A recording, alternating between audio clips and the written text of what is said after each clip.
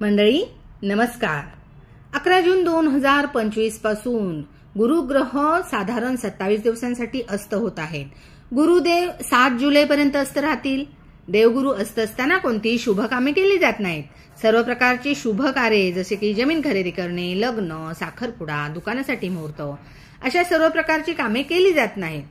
कारण अशा प्रकारे शुभ कामांमध्ये देवगुरु ग्रहाचे आपल्याला आशीर्वाद आवश्यक असतात आणि गुरुग्रह आशीर्वाद देण्यासाठी असमर्थ ठरतात कारण ते अस्त आहेत, म्हणून ही शुभ कामे केली जात नाहीत।